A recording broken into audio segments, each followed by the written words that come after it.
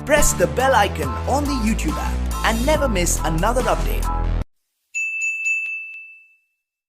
Hello दोस्तों, welcome you all on my channel Easy Science. दोस्तों, आज के इस वीडियो में हम स्टार्ट करेंगे ऑर्गेनिक केमिस्ट्री में अल्कोहल, फिनॉल एंड ईथर। बाकी इसके पहले की वीडियोस में मैंने आपको haloalkane and haloarenes करवाया हुआ है, जिसमें मैंने आपको थ्योरी और कॉन्सेप्ट बताया है। लिंक डिस्क्रिप्शन में है, आप चाहो तो देख सकते हो। बाकी आने वाले टाइम पे मैं कुछ इंपॉर्टेंट क्वेश्चन भी दे दूंगा जो बोर्ड में आते रहते हैं या फिर जिनके बोर्ड में आने की प्रोबेबिलिटी बहुत ज़्यादा होती है। तो चलिए आज की वीडियो में स्टार्ट करते हैं अल्कोहल, फिनॉल एंड ईथर, जिसमें मैं आपको कुछ बेसिक इंट्रोडक्शन दूंगा जो इस चैप्टर में आगे बढ़ने से पहले पता होना बहुत ज़रूरी है। तो अभी तक आपने अगर हमारे चैनल को सब्सक्राइब नहीं किया तो please do subscribe and press the bell icon to get the notification of latest videos. तो चलिए सबसे पहले अल्कोहल के बारे में बात करते हैं। जो अल्कोहल का फंक्शनल ग्रुप होता है वो OH होता है। तो हमने क्लास 10th और 11th में हाइड्रोकार्बन्स पढ़े थे, जैसे कि मीथेन, इथेन एक्सेट्रा। तो अगर हम इस कंपाउंड से एक हाइड्रोजन कम कर दें और उस हाइड्रोजन की जगह OH ग्रुप लगा दें, जैसे कि यहाँ पे अगर एक कम कर दें तो CH3 और ये ग्रुप लगा दें तो यहाँ पे OH हो जाएगा। सिमिलरली यहाँ पे CH3, CH2 एक कम करने के बाद और एक OH ग्रुप लगाने के बाद OH। तो ये मीथेन था तो ये मीथेनॉल हो गया OH ग्रुप लगने के बाद। ये प्रोपेन था तो ये प्रोपेनॉल हो गया। तो ये इस तरीके के कंपाउंड को जिसमें OH ग्रुप प्रेजेंट होते हैं इसे हम अल्कोहल कहते हैं। ज़रूरी नहीं है केवल इसी तरीके के कंपाउंड में OH ग्रुप प्रेजेंट हो, ये मतलब बेसिक एग्जांपल दे रहा हूँ आपको। तो इस तरीके के कंपाउंड को हम अल्कोहल कहते हैं। अभी आगे एग्जांपल देखेंगे तो अच्छे से समझ में आ जाएगा। अब देखते हैं फिनॉल क्या होता है। फिनॉल आपको पता है बेंजीन रिंग के बारे में, जो होता है C6H6। अगर इस कंपाउंड इस रिंग से एक हाइड्रोजन कम कर दें तो हो जाएगा C6H5। आप कहीं से भी कम कर सकते हो, चलो मैं यहाँ से कम कर देता हूँ और यहाँ पे हाइड्रोजन की जगह पे OH ग्रुप लगा दें तो OH ग्रुप, तो इसे हम फिनॉल कहते हैं। तो ये हो जाएगा C6H5OH। इस तरीके के कंपाउंड को हम फिनॉल कहते हैं। तो इस तरीके के कंपाउंड को अल्कोहल, इस तरीके के कंपाउंड को फिनॉल। ये हो गया अल्कोहल एंड फिनॉल। एक और ज़रूरी बात, जैसे कि हमें पता है ये CH4 मीथेन होता है, CH3 CH3 इथेन होता है। तो अगर यहाँ पे हम इस अल्कोहल में से हाइड्रोजन को रिमूव कर दें तो CH3O हो जाएगा, ये हो जाएगा मिथॉक्सी। ये मीथेन है, ये मीथेनॉल है, ये methoxy. Propane, propanol, hydrogen remove करने के बाद प्रोपॉक्सी। सिमिलरली यहाँ पे अगर एक कम कर दें तो CH3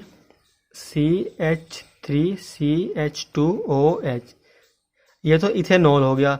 इस हाइड्रोजन को रिमूव करने के बाद CH3 CH2O, ये हो गया इथॉक्सी। जनरल टर्म में बात करें तो हमें पता है कि इसको हम R से रिप्रेजेंट करते हैं, तो ये हो गया एल्कोक्सी ग्रुप। इसे हम एल्कोक्सी ग्रुप कहते हैं। एक और चीज़ आपको मालूम होनी चाहिए, जैसे कि ये आप मान लो ये फिनॉल है,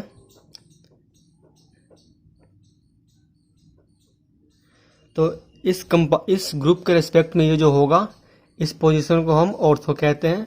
सिमिलरली इसको मेटा एंड यहाँ पे पैरा। सिमिलरली इसके रिस्पेक्ट में इसके बगल वाले को ऑर्थो, मेटा, पैरा। मतलब जरूरी नहीं है कि यहाँ पे OH ग्रुप ही लगाओ, यहाँ पे कुछ भी हो सकता है, उसके रिस्पेक्ट में ही हमें देखना है। और ये भी जरूरी नहीं है केवल ये ऊपर वाले के मतलब कहीं भी यहाँ भी किसी भी इन 6 पोजीशन पे ये ग्रुप लग सकता है। जैसे आप मान लो कि ये बेंजीन रिंग है, मैं यहाँ पर लगाता हूँ कुछ भी XYZ कोई भी ग्रुप यहाँ पर लगा दो, तो इसके रेस्पेक्ट में इसका जो बगल वाला पोजीशन यानी कि ये जो होगा ये ऑर्थो होगा। सिमिलरली इसके रेस्पेक्ट में इसके बगल वाला ये भी ऑर्थो होगा। यहाँ पे मेटा, ये भी मेटा, ये पैरा। मतलब रिंग के ऊपर कंपाउंड कुछ भी लगाओ, उसके बगल वाला उसके रेस्पेक्ट में ऑर्थो होता है, फिर उसके बगल में मेटा, उसके बगल में पैरा। यहाँ पे आप देख सकते हो। आई होप आपको इतना समझ में आ गया हो। तो अगला पॉइंट देखते हैं जो है EDG, मतलब इलेक्ट्रॉन डोनेटिंग ग्रुप। ये बेसिकली कोई भी एटम, मॉलिक्यूल या फिर कंपाउंड कह सकते हैं होता है जिसके पास एक्स्ट्रा इलेक्ट्रॉन होते हैं, मतलब ये सामने वाले को रिएक्शन में इलेक्ट्रॉन डोनेट कर सकता है। तो हमारे 12th में कुछ एग्जांपल है जो मैं आपको बता दे रहा हूँ, जो EDG मतलब इलेक्ट्रॉन डोनेटिंग ग्रुप होते हैं। तो सबसे पहला है एल्काइल, ग्रुप जैसे कि CH3, CH2, ये सब इलेक्ट्रॉन डोनेटिंग ग्रुप है। मतलब इस मॉलिक्यूल के पास एक्स्ट्रा इलेक्ट्रॉन है, तो अगर इसको हम किसी दूसरे मॉलिक्यूल के साथ रिएक्ट करवाएं जो मतलब जिसके पास इलेक्ट्रॉन की कमी हो, तो ये कंपाउंड या ये मॉलिक्यूल उस मॉलिक्यूल को इलेक्ट्रॉन दे सकते हैं। तो पहला हो गया अल्काइल ग्रुप, और दूसरा हो गया आपका NH2, ये भी एक EDG है, और तीसरा हो गया OH- एंड एल्कोक्सिक ग्रुप जैसे कि CH3O, इस तरीके के आगे और।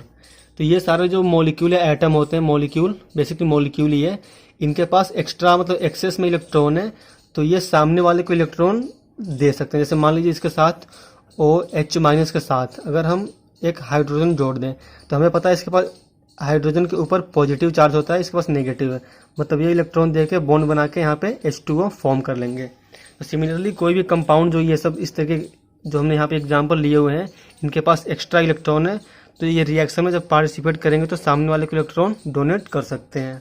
अगला है EWG, मतलब इलेक्ट्रॉन विदड्रॉइंग ग्रुप। ये ऐसे एटम या मॉलिक्यूल होते हैं जिनके पास इलेक्ट्रॉन की कमी होती है, तो ये सामने वाले से इलेक्ट्रॉन विदड्रॉ करते हैं, मतलब अपनी तरफ इलेक्ट्रॉन खींच लेते हैं।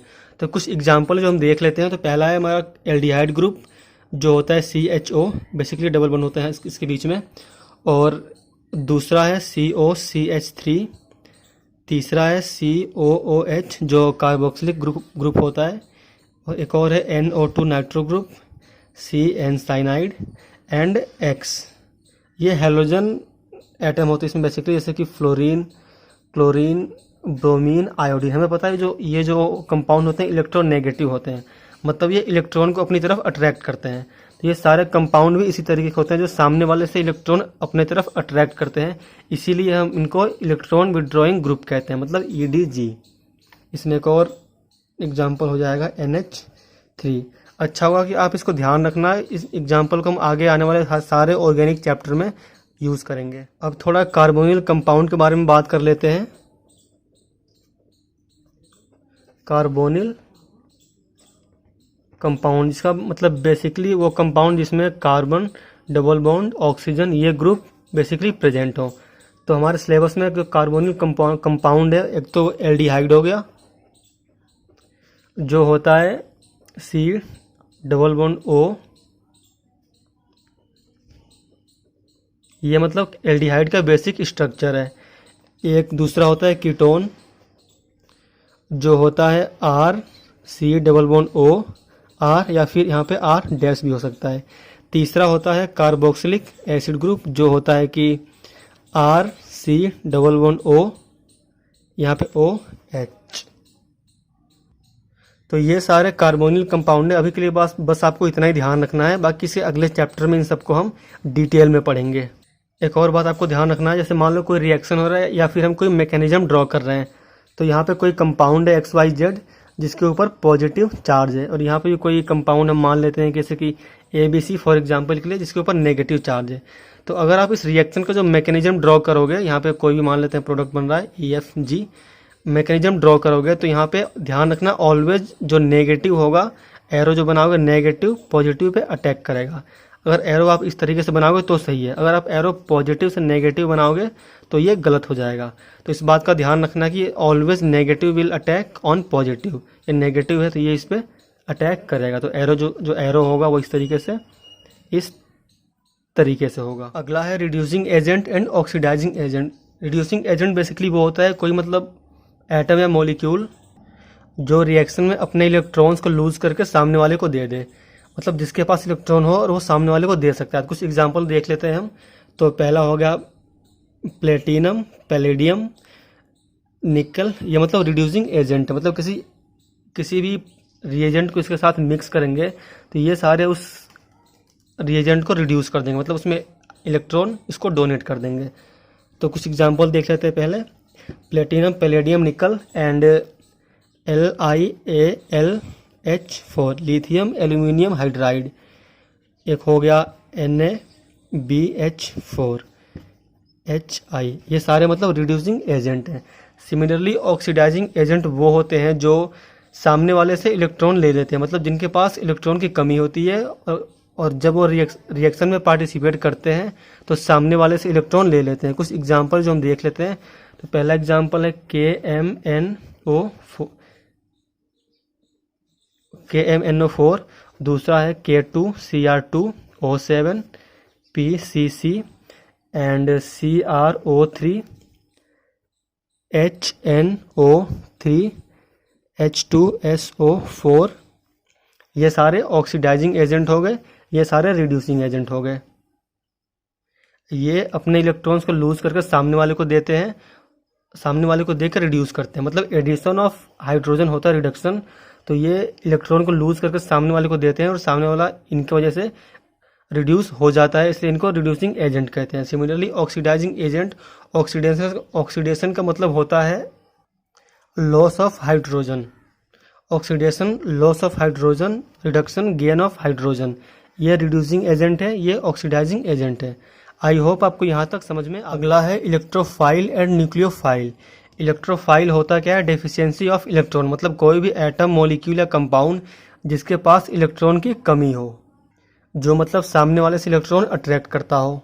सिमिलरली न्यूक्लियोफाइल क्या होता है? न्यूक्लियोफाइल कोई भी एटम, मॉलिक्यूल या कंपाउंड, बेसिकली मॉलिक्यूल ही होता है, जिसके पास इलेक्ट्रॉन की डेंसिटी ज़्यादा होती है, मतलब जिसके पास एक्सेस में इलेक्ट्रॉन होते हैं। तो अब कुछ एग्जांपल देख लेते हैं। तो इलेक्ट्रोफाइल का एग्जांपल हो गया आपका H3O+। आप यहाँ पर देख सकते हो पॉजिटिव चार्ज है, मतलब इसके पास इसको इलेक्ट्रॉन की कमी है। Similarly BF3AlCl3F2। अब कुछ एग्जांपल देखते हैं न्यूक्लियोफाइल के, जैसे कि H2O, यहाँ पे 2 लोन पेयर होते हैं, और NH3RNH2ROH मतलब एल्कोहल। ये न्यूक्लियोफाइल के एग्जांपल होगा जिसके पास इलेक्ट्रॉन डेंसिटी ज़्यादा है, मतलब जो पॉजिटिव चार्ज को अट्रैक्ट करते हैं। और ये हो गया इलेक्ट्रोफाइल जिसके पास इलेक्ट्रॉन की कमी है, मतलब सामने वाले से इलेक्ट्रॉन एक्सेप्ट करते हैं ये। तो ये था इस चैप्टर को स्टार्ट करने से पहले कुछ बेसिक इंट्रोडक्शन जो आपको पता होना बहुत ज़रूरी है। बाकी अगले वीडियो में हम चैप्टर स्टार्ट करेंगे। और आज के इस वीडियो में कोई भी आपको डाउट रह गया हो तो नीचे कमेंट में पूछ लेना। और दोस्तों, ये वीडियो अगर आपको अच्छा लगा, कॉन्सेप्ट समझ में आए हो, तो please like, share and subscribe. मिलते हैं अगले वीडियो में।